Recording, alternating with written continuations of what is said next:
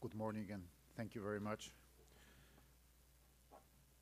Ladies and gentlemen, distinguished participants of that meeting, I'm honored to speak in front of such an eminent audience. I appreciate the organization of this meeting and your initiative. I'm also glad that the event is co-organized by the Polish Institute of International Affairs. The title of seminar, Transatlantic Security in the Shadow of Russia's Long War, is meaningful to me. Unfortunately, the dark shadow of Russia's aggression against Ukraine looms not just over the transatlantic security, but also over the entire global security system. By starting its full-scale invasion of Ukraine, Russia did what Putin announced a very long time ago, including in his speech before Western leaders in Munich 17 years ago. Indeed, ladies and gentlemen, already 17 years ago, Vladimir Putin told us who he really was and precisely what plans he had. Unfortunately, no one in the West took his words seriously at the time. Let us recall that in February 2007, Putin was standing in Munich's Bayerischer Hof Hotel for half an hour and accused the United States and countries of the West of creating a unipolar world in which there is just one master, one sovereign. He claimed that at the end of the day, it's destructive. The culmination point of his speech was the conclusion that the free world had no importance or value for Russia. It was exactly then that Vladimir Putin publicly questioned the whole security architecture established after the Cold War and announced its destruction. That's what he did on February the 24th, 2022, by starting an invasion of Ukraine. He did exactly what he had announced in Munich. That moment came as a shock to many leaders who had put a lot of cooperative effort in order to include Russia into the post-Cold War global security system.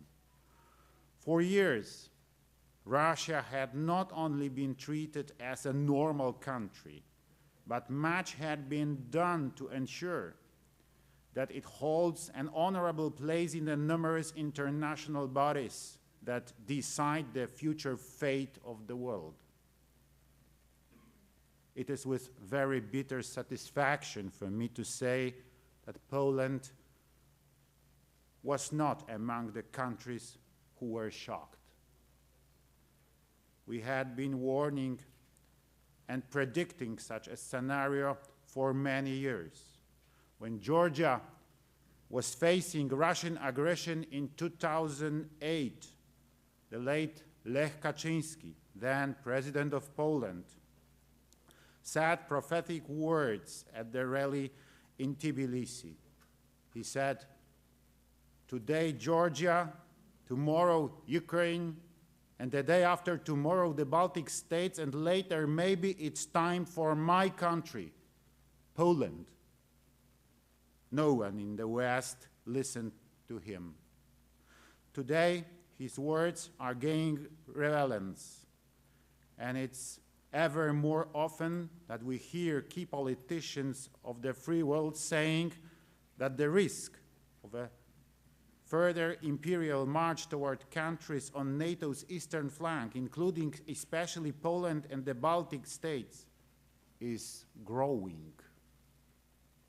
The prophetic nature of President Kaczynski's words was not a coincidence.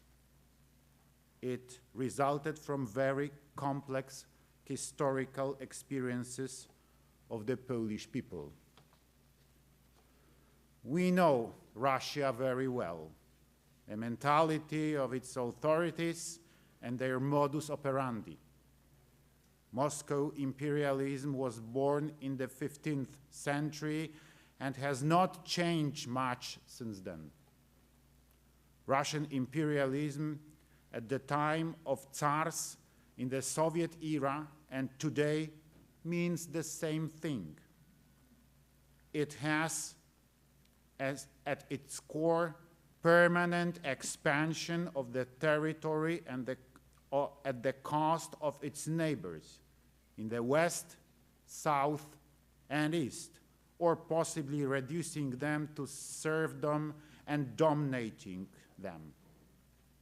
It's a kind of very brutal and intensive colonialism close to its borders. We have to realize that since this policy has lasted for hundreds of years without interruption, it will probably not change after Vladimir Putin has left the Kremlin. The emergence of another emperor is just a matter of time. For the true problem is not this or that ruler at the Kremlin, but the imperial mindset of the Russian people. And this is precisely why we must win at the front line. If we hope for any kind of changes in Russia, we must bring about its clear military loss. Russians know exclusively the language of force, and they understand exclusively this very language. Regrettably, they don't care much for Western sanctions and for declining living standards. They have enough forces and resources in stock to continue a long war of attrition. This is one of the goals pursued by the Kremlin, to entangle the whole Western world in a very long war and exhaust our societies with inflation, new waves of refugees, and sudden increases in energy prices. Ladies and gentlemen, the thesis presented above means only one thing for us. We must deliver weapons to Ukraine as soon as possible. Weapons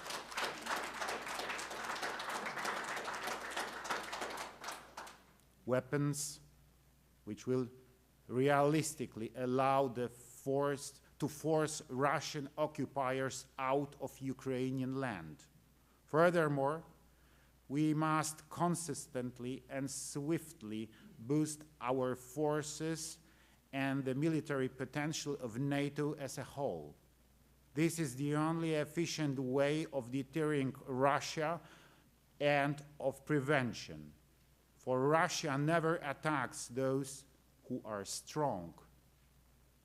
We must come to realize that the most realistic scenario to ensure victory to Ukraine in a long-lasting war is to provide it with combat necessary capabilities and well thought out and efficient way.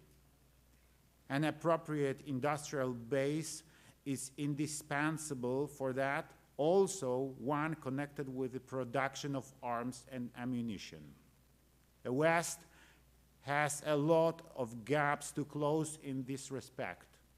We need to ensure that our industrial base is mobilized as soon as possible and that our production capacities are increased.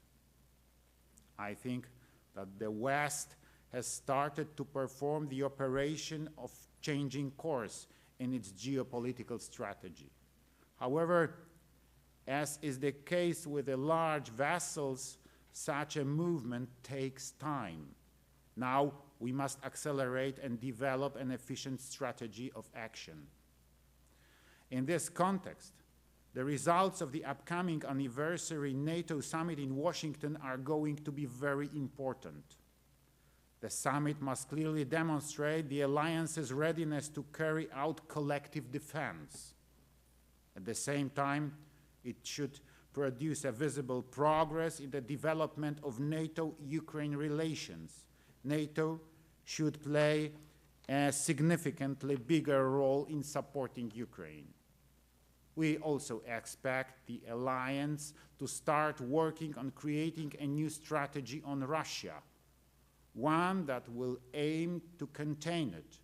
We will discuss it at the Washington summit, and I hope that concrete decisions will be made in this regard. Ladies and gentlemen, having said that, I wish to stress that Poland believes in NATO as a main security pillar globally, as a community of the free nation founded on universal values. We believe that in spite of the grave situation in Ukraine and the resulting global security changes, nothing is settled yet. We also believe in the fundamental principle of the North Atlantic Treaty, in a principle of solidarity and unity, one for all and all for one. Global changes are happening right now before our eyes. The North Atlantic Alliance cannot afford to be a passive bystander. We must all individually but collectively build powerful armed forces, as this will result in a collective security of the alliance. Therefore, during my visit to Washington in March, I propose that all NATO members make a joint decision to increase their defense spending from 2 to 3% of GDP, as it was a victorious strategy of the West during the Cold War. I am convinced that nowadays this fundamental step will also ensure our security across the entire Euro-Atlantic area. I believe that this issue should be discussed at the NATO summit in Washington in July. I'm pleased by positive reactions to my proposals so far.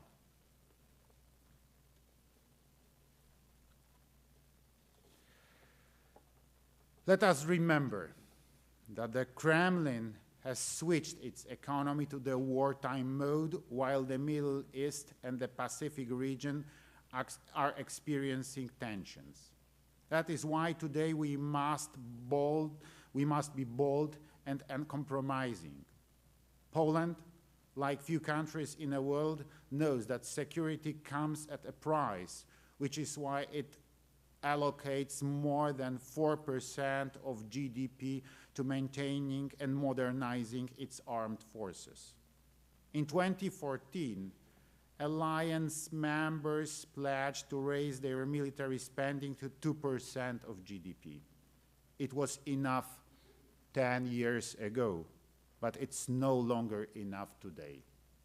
We are NATO, we are stronger together. Thank you.